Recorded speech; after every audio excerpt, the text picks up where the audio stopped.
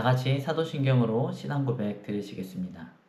전능하사 천지를 만드신 하나님 아버지를 내가 믿사오며 그 외아들 우리 주 예수 그리스도를 믿사오니 이는 성령으로 잉태하사 동정녀 마리아에게 나시고 본디오 빌라도에게 고난을 받으사 십자가에 못 박혀 죽으시고 장사한 지 사흘 만에 죽은 자 가운데서 다시 살아나시며 하늘에 오르사 전능하신 하나님 우편에 앉아 계시다가 거기로부터 산자와 죽은 자를 심판하러 오시리라.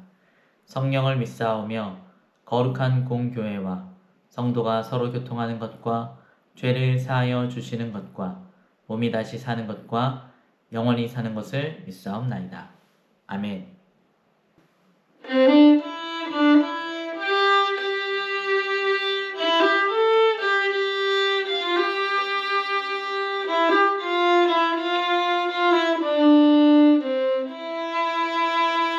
우리의 작은 능력과 우리의 작은 것들을 하나님 앞에 드릴 때에 하나님께서 크신 것들로 우리의 삶 가운데 역사하실 줄로 믿습니다.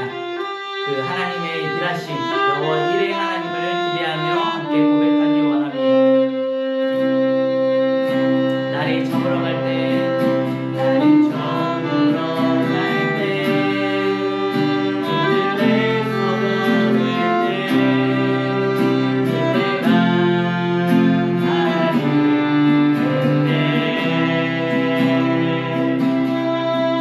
내 입으로 안 될 때, 내 손으로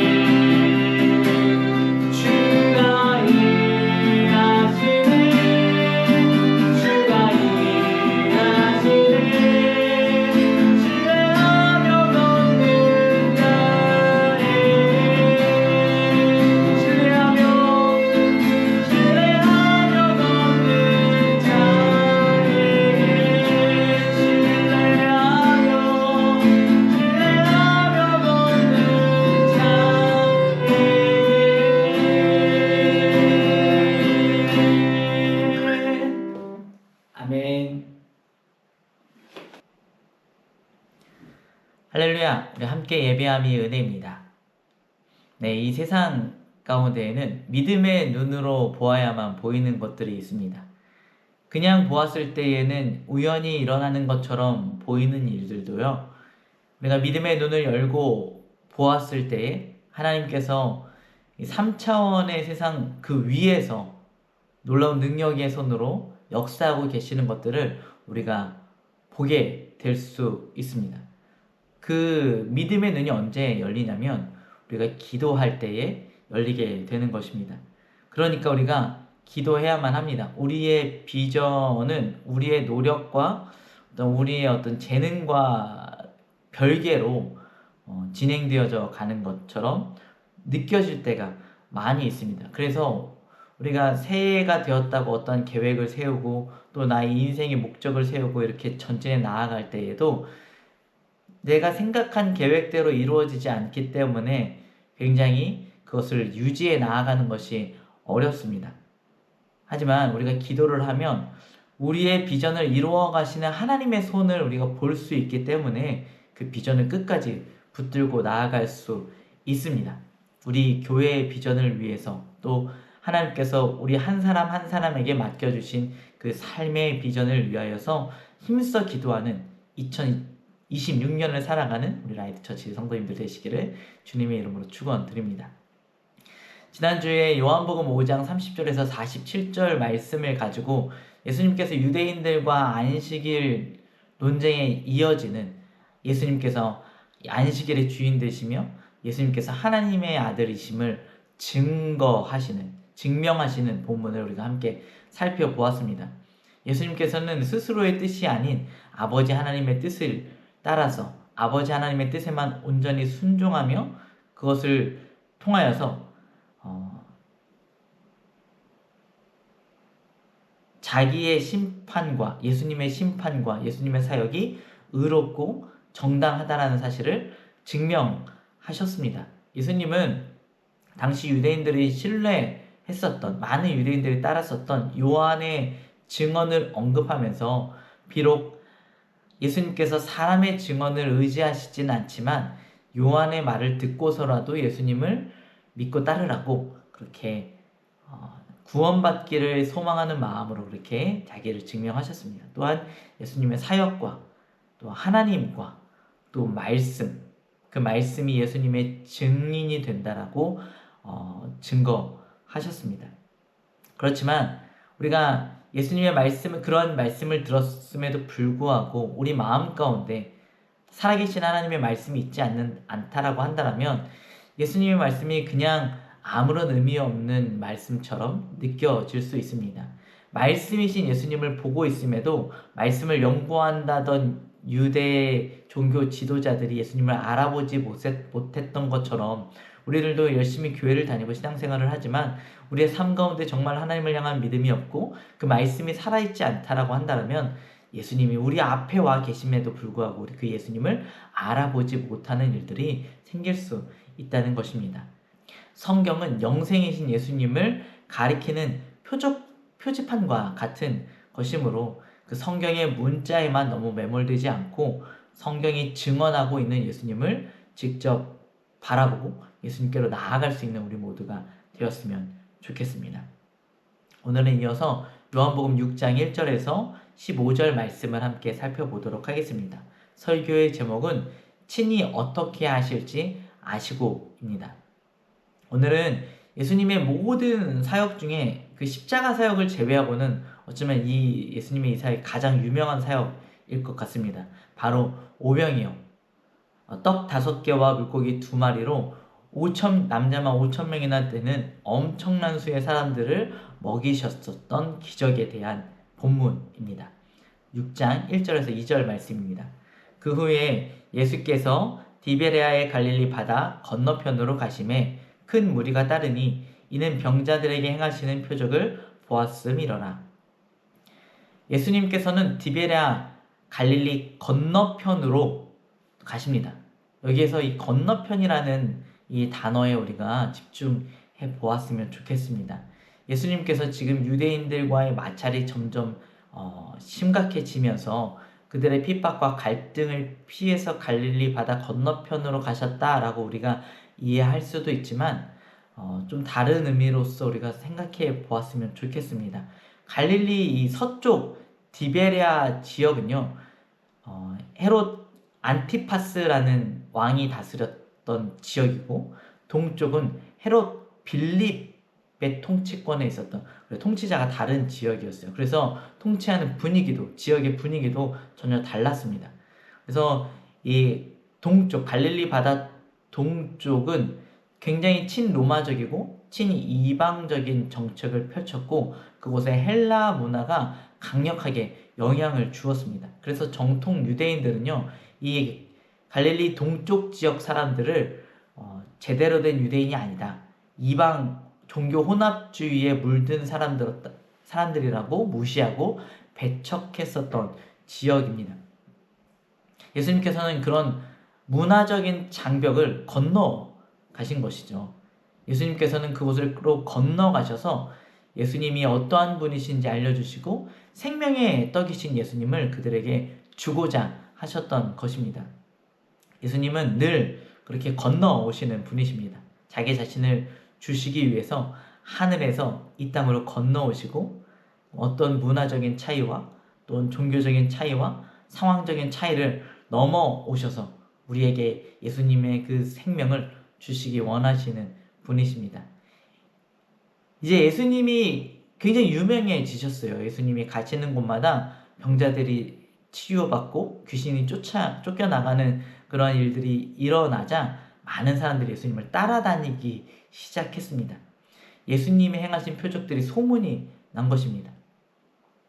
성경에서는 그냥 큰 무리라고 이야기를 했는데 보통 큰 무리가 아니었던 것이죠. 뒤에는 이제 남자만 5,000명에 해당하는 사람이 몰렸다고 했는데, 당시의 인구 밀도를 생각해 보았을 때에 굉장히 많은 사람들이 이 한 지역에 몰려들었다라고 볼 수 있습니다. 지금도 5,000명, 다 여자와 어린 아이까지 합친다면 2만 명에 가까운 사람들이 모였다라는 것인데, 한 장소에 그만한 사람이 모였다라면 어마어마한 사람이 모인 것이잖아요. 예수님께서는 이 예수님 앞에 모여든 이 사람들을요, 그냥 외면하지 않으시고요, 다 불러 모으십니다. 6장 3절에서 4절 말씀입니다. 예수께서 산에 오르사 제자들과 함께 거기 앉으시니 마침 유대인의 명절인 유월절이 가까운지라. 예수님이 이제 산에 오르셔서 사람들을 만나 주십니다. 여러분, 산이 여러분들에게 어떠한 느낌을 주고 있습니까? 산 하면은 옛날부터 우리나라에도 신령하다 이런 느낌을, 우리가 그런 생각들을 갖고 있잖아요. 우리나라에서도 어떤 산이 용하다, 신령하다 이런 이야기들을 하지 않습니까? 성경에서도요, 산 하면 하나님을 만나는 장소, 또는 어떤 우상 제의를 드릴 때도 산에서 이렇게 제사를 드리곤 하잖아요. 그래서 산은 신을 만나는 장소, 신령한 장소입니다. 예수님께서도요, 이 사람들을 산에서 만나 주고 계십니다. 하나님으로서, 하나님의 아들로서 사람들에게 자기 자신을 드러내고 계시는 것이죠. 나아가서 요한은 다소 억지스럽긴 하지만 6월절과 예수님의 이 사역을 연결시키고 있습니다. 6월절에 일어난 사건은 아니에요. 6월절이 가까이 오고 있을 때 일어난 사건이었습니다. 이제 곧 있으면 6월절이니까 이 사건은 6월절과 연관되어 있어, 이렇게 이야기하고 있는 것이죠. 이 당시 성경을 읽었었던 사람들은 6월절 하면 여러 가지 이야기들이 생각날 것입니다. 근데 이 본문에 나오는 이 떡과 연결되어지는 것이 무엇이냐면, 6월절 하면 출애굽 때 먹었었던 무교병이 생각나게 될 것입니다. 그들을 구원으로 이끌었었던 그 떡이 바로 예수 그리스도이심을 깨달으라고 요한은 6월절과 이 오병이어의 사건을 연결시키고 있는 것입니다. 요한복음 6장 5절에서 7절 말씀입니다. 예수께서 눈을 들어 큰 무리가 자기에게로 오는 것을 보시고 빌립에게 이르시되 우리가 어디서 떡을 사서 이 사람들에게 먹이겠느냐 하시니 이렇게 말씀하심은 친히 어떻게 하실지를 아시고 빌립을 시험하고자 하심이라. 빌립이 대답하되 각 사람으로 조금씩 받게 할지라도 200데나리온의 떡이 부족하리이다. 예수님께서는 큰 무리가 예수님께로 모이는 것을 보셨죠. 정확한 수는 한눈에 딱 알 수 없었을지라도 이제 떡을 주시려고 사람들을 앉히면서 아마 이 정도 숫자가 됐을 것이다 알 수 있을 것입니다. 그럼 몰랐었더라도 한눈에 봐도 어마어마하게 많은 사람이잖아요.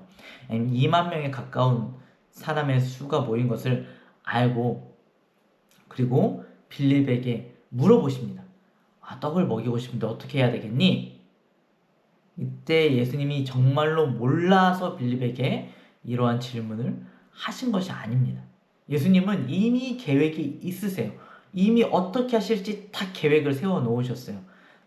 어린아이가 떡을 가져올 줄도 아셨고 그것으로 오병이어로 5,000명을 먹이시는 것도 계획하고 계셨지만 그럼에도 불구하고 우리에게 예수님 물어보고 계신다는 것이죠. 어떤 문제와 어려움의 상황 가운데 예수님께서 우리에게 물어보십니다. 어떻게 하면 되겠니? 정답을 알고 싶으셔서 예수님이 물어보시는 게 아닙니다. 예수님은 우리의 믿음을 보고 싶으신 것이죠. 그 뒤에 우리에게 하나님이 하시는 일을 보여주시고 그 일을 통하여서 우리의 믿음이 성장하게끔 하시기 위함입니다. 빌립의 대답이 사실은 어떤 의미에서는 정답이에요. 그렇지만 그 정답이요, 예수님이 원하시는 믿음의 답이 아닐 때가 많이 있습니다. 빌립이 이렇게 이야기했잖아요. 빌립이 200데나리온의 떡이 부족합니다. 200데나리온은 농촌 일꾼의 하루 품삯입니다. 200일 동안 일한 품삯만큼의 돈이 부족합니다. 넉넉하게 먹는 게 아니라 조금씩 먹더라도 200데나리온, 거의 한 사람의 1년 연봉에 가까울 정도의 돈이 필요합니다. 이게 정답이지만 하나님께서 원하시는 답은 아니었다는 것이죠. 하나님께서 우리에게 어떠한 문제에 대한 답을 물으실 때 하나님, 이것은 이래서 안 되고요, 이것은 이래서 안 됩니다. 정확한 통계와 수치를 하나님 앞에 말씀드려도요, 하나님께서는 그거를 원하시지 않습니다. 하나님이 일하시는 방법은 우리의 생각을 뛰어넘기 때문입니다. 요한복음 6장 8절에서 9절 말씀을 보겠습니다. 제자 중 하나 곧 시몬 베드로의 형제 안드레가 예수께 여짜오되 여기 한 아이가 있어 보리떡 5개와 물고기 2마리를 가지고 있나이다. 그러나 그것이 이 많은 사람에게 얼마나 되겠사옵나이까. 그때 이 안드레가 한 아이를 예수님께 소개합니다. 안드레는 소개하는 일을 잘하는 것 같아요. 예수님을 베드로에게도 소개했었죠. 이렇게 소개하는 것만으로도 참 훌륭한 사역인 것 같습니다. 사람과 사람을 연결시켜주고 사람과 예수님을 연결시켜주는 사역을 잘 할 때 그것을 통하여서 하나님의 크신 일들이 이루어지는 것들을 우리가 보게 됩니다. 이 아이가 보리떡 5개와 물고기 2마리를 예수님께 드립니다. 빵이죠. 보리빵 5개와 물고기 2마리. 이 빌립의 이 말과 이 어린 아이의 이 적은 것을 예수님께 드리는 이 행동, 것을 우리가 생각해 보았으면 좋겠어요. 200데나리온이 필요하죠. 굉장히 큰 돈이 필요합니다. 그래서 지금 우리 앞에 닥쳐 있는 일은 굉장히 큰 일입니다. 그런데 우리가 가진 것은 아주 작은 것밖에 없습니다. 그러니까 우리는 안 하겠습니다. 라고 우리가 많은 경우에 생각할 때가 많다는 것입니다. 우리가 지금 요만큼, 지금 일은 이만큼인데 요만큼 하는 것이 어떤 의미가 있습니까? 헛수고에 불과합니다. 다 하지 못합니다. 불가능합니다. 이 마태복음 14장 15절에 보면 제자들이 그렇게 얘기해요. 각자 돌아가서 그냥 각자 식사를 해결하라고 합시다. 근데 우리의 능력으로 하지 못하는 큰 일을 봤을 때 우리는 아무것도 하지 않으려고 할 때가 많이 있다는 것입니다. 그러나 하나님은 우리가 어떤 하나님이 말씀하시는 큰 일을 보았을 때에 작은 일이라도 우리가 믿음으로 반응하고 움직이길 원하십니다. 주님, 내가 가진 것은 이것밖에 없습니다. 그러니까 주님, 나는 이것을 하겠습니다. 주님이 원하시는 것은 우리가 다 하는 것을 원하지 않습니다. 주님이 원하시는 것은 내가 하려는 일에 너에게 말했을 때에 네가 그 믿음으로 순종하느냐, 네가 할 수 있는 그 한 걸음, 그 한 조각을 네가 내어놓느냐, 그것을 예수님께서 원하고 계신다는 것입니다. 우리가 완성하지 못할지라도, 우리가 실패할지라도 그만큼 한 걸음 나아가는 것, 하나님이 원하시는 믿음의 모습인 것입니다. 요한복음 6장 10절입니다. 예수께서 이르시되 이 사람들로 앉게 하라 하시니 그곳에 잔디가 많은지라 사람들이 앉으니 수가 5,000명쯤 되더라. 예수님은 그 아이의 믿음에 반응하셨습니다. 그리고 사람들을 잔디에 앉게 하시죠. 아무데나 앉게 하시지 않습니다. 특별히 사람들이 앉기 좋은 자리, 그 자리를 마련해 놓고 앉으라고 세심하게 배려해 주시는 주님의 성품입니다. 시편 23편 1절을 보면요, 목자가 양떼들을 이끌고 어디에 앉힙니까? 푸른 초장에 앉히지 않습니까? 주님을 따르는 이들에게 쉴 만한 곳으로, 공급받을 만한 곳으로 인도하고 계십니다. 너무 무리한 것을 주님 우리에게 요구하시는 것 같은데요. 아니, 주님께서는 친히 어떻게 하실지 다 계획을 갖고 계십니다. 요한복음을 읽을 때 우리가 예수님이 어떠한 분이신지 궁금해하면서 그 답을 찾으려고 생각하면서 읽으면 좀 새롭게 보이는 부분들이 있는 것 같아요. 예수님은 우리의 목자가 되시는 분이십니다. 요한복음 6장 11절 말씀입니다. 예수께서 떡을 가져 축사하신 후에 앉아있는 자들에게 나눠주시고 물고기도 그렇게 그들의 원대로 주시니라. 예수님께서 떡을 가지고 기도하시고 사람들에게 나눠주십니다. 그런데 이 대목이요, 다른 공간복음과 조금 다르게 표현되어져 있어요. 마태, 마가, 누가, 요한에는요, 이 예수님께서 제자들에게 이 음식을 주십니다. 그리고 제자들한테 너네들이 음식을 나눠줘라 라고 말씀하셨는데, 요한복음에는 그것이 빠져 있습니다. 실제로는 공간복음의 기록이 더 구체적이고 정확한 사실일 것 같아요. 예수님께서 일일이 2만 명이나 되는 사람들에게 음식을 나눠주시지는 않으셨을 것 같습니다. 그러면 그 제자들에게 음식을 건네셨다라는 내용을 누락시킨 요한의 의도는 무엇일까? 그것은 바로 이 떡을 주시는 분이 바로 예수님이심을 강조하는 것입니다. 생명의 공급자가 무엇이냐? 생명의 공급자가 누구시냐? 예수님의 명령을 받아 그 사명을 이루어가는 사람들이 아니라 그 명령을 내리신 예수님이라는 것을 잊지 말라는 것입니다. 비록 제자들이 바구니를 들고 다니면서 음식을 사람들에게 나누어 주었지만 그 음식의 공급자는 제자들이 아니라 예수님이다. 음식을 나누어 주는 사람이나 음식을 받는 사람이나 그 사실을 잊지 말아야 할 것입니다. 이 기적의 주인공은, 생명의 공급자는 예수 그리스도인 것입니다. 6장 12절에서 13절 말씀입니다. 그들이 배부른 후에 예수께서 제자들에게 이르시되 남은 조각을 거두고 버리는 것이 없게 하라 하시므로 이에 거두니 보리떡 5개로 먹고 남은 조각이 12바구니에 찼더라. 그리고 예수님께서는요, 남은 조각들을 다 거두어 들으십니다. 은혜가 낭비되지 않게 하시는 것이죠. 교회가 작을 때에는요, 좀 어렵고 힘드니까 서로 잘 뭉칩니다. 기도로 해나가고요, 서로를 귀하게 여기고 기도로서 나아갑니다.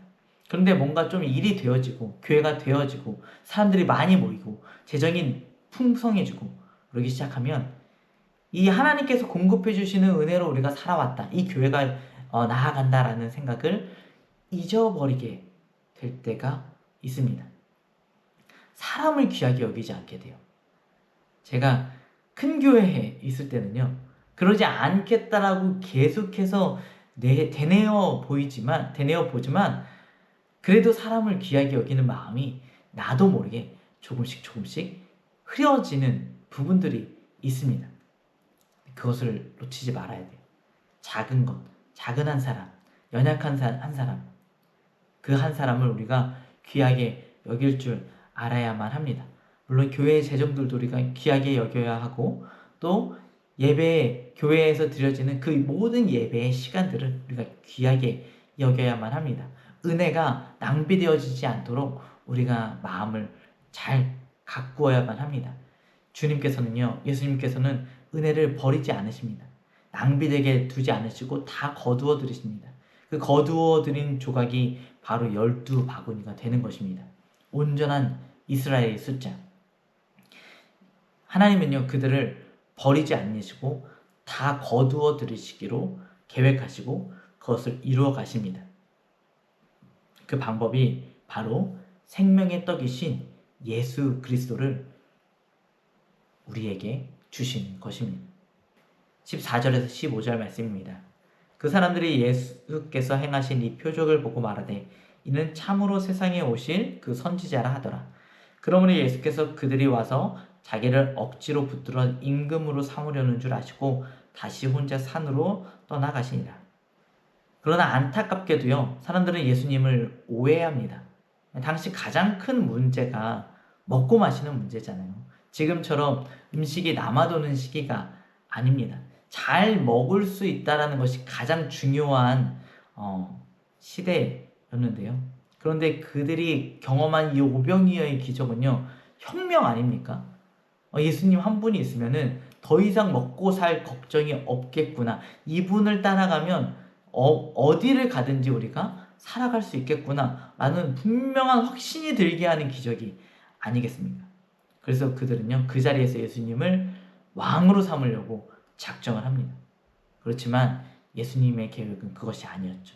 예수님은 사람들의 인정, 세상의 명예와 권력을 원하지 않으셨습니다. 예수님께서는 이 세상의 임금이 되고자 이 땅에 오신 것이 아니었습니다. 그래서 사람들의 욕심에 본인이 휘둘려지지 않도록 예수님께서는 사람들을 피해 홀로 산으로 가십니다. 저는 예수님께서 여기에서 홀로 가셨다는 것도 좀 마음이 아파요.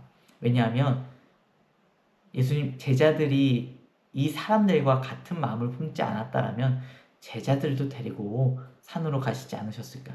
제자들도 이 기적을 보고 너무 흥분해서 예수님이야말로 왕이 되실 분이시구나. 이 무리들과 동일한 마음으로 예수님을 대하지 않았을까 하는 생각을 해봅니다. 우리가 떡을 구하면서 살아가면 안 됩니다. 내가 예수님 옆에 있다라고, 예수님이야말로 왕이십니다라고 이야기하면서도 예수님에게서 떡을 구하면서 살아가고 있는 신앙생활을 하지 않는지 우리가 되돌아보았으면 좋겠습니다. 세상의 것, 우리가 먹고 마시는 것, 또 나의 욕심을 구하면서 예수님 옆에 붙어 있지는 않습니까? 그런 것이 필요 없지는 않잖아요. 그런 것들도 구해야 되잖아요. 맞죠? 맞는 말입니다. 하지만 이렇게 이성적이고 합리적인 답변으로 나의 욕심을 포장하고 있지는 않은지 우리가 정말로 생각해 보아야만 합니다. 우리가 떡이 반드시 필요합니다. 먹고 마실 것들이 필요합니다. 그렇지만 우리가 그 먹고 마시는 것을 위해서 살아가지 말아야 합니다. 떡은요, 주님 앞으로 나아갈 때 예수님께서 우리에게 푸른 초장에 앉혀서 나누어 주시는 것입니다. 예수님은요, 우리를 돌봐주시고 채워주시고 생명을 주시는 분이십니다. 그러니 그분의 계획을 믿고 그분의 성품을 믿고 우리가 그분을 바라보면서 그분 앞으로 나아가는 우리 모두가 되기를 주님의 이름으로 축원드립니다. 기도하겠습니다. 하나님 감사합니다. 오늘도 우리와 함께하고 계시는 주님 너무나 감사합니다. 우리가 늘 부족하고 연약하지만 우리를 채워주시고 공급하시고 우리를 쉴만한 물과 푸른 초장으로 인도하여 주시는 목자 되신 주님을 우리가 믿고 의지하며 나아갑니다. 하나님, 우리에게 많은 필요가 있고 문제가 있고 또 기도의 제목들이 있지만 하나님, 그 모든 것들보다 하나님 먼저 주님을 구하게 하여 주옵소서. 그 모든 것들이 우리가 주님 앞에 나아가 주님의 음성을 들을 때에, 주님의 공급하심을 받을 때에 해결되어질 줄로 믿습니다. 주님을 기대하며 우리가 나아갈 수 있는 우리 모두가 되게 하여 주시옵소서. 생명의 떡으로 오신 그 주님을 바라보며 믿고 의지하며 나아갈 수 있는 우리가 되게 하여 주시옵소서. 감사드리며 살아계신 예수 그리스도 이름으로 기도드렸습니다. 아멘. 주기도문 하시겠습니다. 하늘에 계신 우리의 아버지여, 이름이 거룩히 여김을 받으시오며 나라가 임하시오며 뜻이 하늘에서 이루어진 것 같이 땅에서도 이루어지리다. 오늘 우리에게 일용할 양식을 주시옵고 우리가 우리에게 죄 지은 자를 사하여 준 것 같이 우리의 죄를 사하여 주시옵고 우리를 시험에 들게 하지 마시옵고 다만 악에서 구하시옵소서. 나라와 권세와 영광이 아버지께 영원히 있사옵나이다. 아멘. 오늘의 기도 제목입니다. 하나님께서 우리에게 맡겨주신 그 사명을 우리의 생각으로 판단하지 않고 믿음으로 반응할 수 있도록 기도합시다. 우리의 삶을 채워주시는, 공급하시는 예수님께 감사의 기도를 드립시다. 먹고 마시는 것보다, 나의 욕심보다 먼저 하나님의 뜻을 구할 수 있는 진정한 믿음을 구하며 기도합시다. 기도하겠습니다.